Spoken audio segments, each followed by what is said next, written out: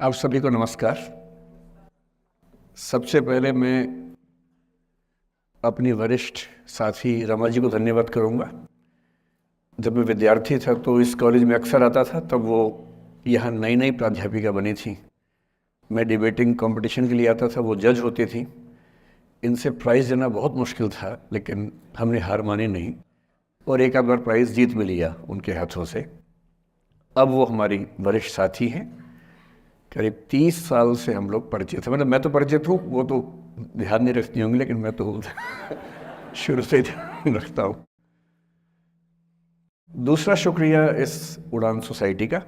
मैं जब पिछली बार आया था, समय की थोड़ी सी कमी रहती है, तो जब मुझे पता लगा कि हंसराज कॉलेज से 2 सोसाइटीज़ एक साथ अप्रोच कर रही है, तो मैंने दोनों बच्चों को एक साथ बुलाया एक बार अपने पास।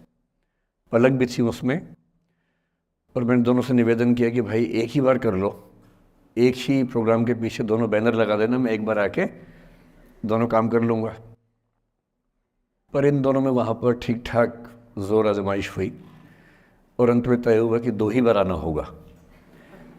तो पिछली बार तो मैं करीब 6 महीने पहले आया था। निष्ठा सोसाइटी का गवर्नेंस पे एक सेमिनार था शायद। इनको हम सोच रहे थे कि टाल मटोल करके मैनेज कर लेंगे। हमने काफ़ी कोशिश की, हमारी टीम ने काफ़ी बहाने लगाए कि सर बिज़ी हैं, भारत के बाहर हैं, दुनिया के बाहर है। खूब हमने कहा। हमें लगा कि अंत में हार के गिव अप कर देंगी या लेट गो कर देंगी, कुछ तो करेंगी। पर ये नहीं मानी। इन्होंने मुझे मैसेज किए, कभी कभी लगभग हार्श होती हुई लैंग्वेज में मैसेज किया कि सर आपने वायदा किया था, कैसे पीछे हट सकते हैं। तो फिर ये हुआ कि ठीक है, आना तो है ही। अंततः आज का दिन तय हुआ। फिर टॉपिक्स की बात हुई तो इनका निवेदन था कि बस मोटिवेशन पे कुछ भी बोल दीजिए आप। तो मैंने कहा भाई मैं मोटिवेशनल स्पीकर नहीं हूँ, मुझे वो सब नहीं आता है, आप मुझे कोई टॉपिक देंगे तो शायद मैं बात कर पाऊँगा। तो फिर इन्होंने कुछ टॉपिक्स भेजे 4-5 कि आप इनमें से कोई भी एक चुन लीजिए। मुझे उनमें से जो सबसे ठीक लगा आप लोगों की उम्र को देखते हुए, वो था the art of letting go. Right, the art of letting go. Letting go आपकी पीढ़ी का बड़ा प्रसिद्ध शब्द है। हमारी पीढ़ी में तो वो नहीं होता था। हम तो उस पीढ़ी के, उस क्षेत्र के लोग हैं। मैं हरियाणा से हूँ। पंजाब का असर हम पे रहा है ठीक ठाक। हिंदी भाषी हम लोग रहे हैं। अंग्रेज़ी हालांकि मैं बोल लेता हूँ, कोई चिंता की बात नहीं है, लेकिन हिंदी ही मेरी आत्मा की भाषा है। तो जब मैंने सोचा कि लेटिंग गो, मैंने टीम से पूछा क्या होता है लेटिंग गो। तो हमारी टीम में कुछ यंग लोग हैं, उन्होंने बताया कि सर ये बहुत महत्वपूर्ण चीज़ है, आप लोग नहीं समझेंगे, हमारी पीढ़ी के लोग समझते हैं इस चीज़ को। लेट गो का मतलब होता है कि छोड़ो, जाने दो। तो मैंने कहा अच्छा, ये तो हमारी पीढ़ी में भी होता था। हम इसके लिए शब्द कुछ और बोलते थे, जैसे मैनू की, तैनू की, छड्डो यार, अरे मटिया दो, अरे भाड़ में जाए, अरे देखा जाएगा, अरे देख लांगे। तो हिंदी हो, पंजाबी हो, हरियाणवी हो, बिहार में अरे मटिया दो, तो वहाँ मटिया दो बोल देते हैं। इसलिए अंग्रेजी भाषा में एक मुहावरा आ जाने से ऐसा थोड़ा है कि भारत के लोग उसके बिना काम चला रहे थे। यहाँ भी काम चल ही रहा था लंबे समय से। तो फिर मैंने कहा ये टॉपिक ठीक है, और जिस उम्र के बच्चों को एड्रेस करना है, उस उम्र के बच्चे अक्सर इमोशनल टर्मोइल में रहते होंगे। यही उम्र है जब दिल लगता है, टूटता है, और करियर बनेगा नहीं बनेगा, फेलियर्स मिलते हैं। तो जिस उम्र में इमोशन सबसे ज़्यादा उठापटक करते हैं, उछल कूद मचाते हैं, एंग्जाइटी, डिप्रेशन, ये सब होता है, उस उम्र के बच्चों से बात करने के लिए सबसे मौजूद टॉपिक मुझे यही लगा, सबसे अच्छा टॉपिक यही लगा कि हम इसी पर बात करते हैं। मैं पहले डिस्क्लेमर्स लगा दूं, मैं मनोविज्ञान का अध्यापक नहीं हूं। मैंने साइकोलॉजी में ना एमए किया है, ना एमफिल, ना पीएचडी किया है, ना मैं मोटिवेशनल चीज़ें करने का कोई सर्टिफाइड अध्यापक हूं।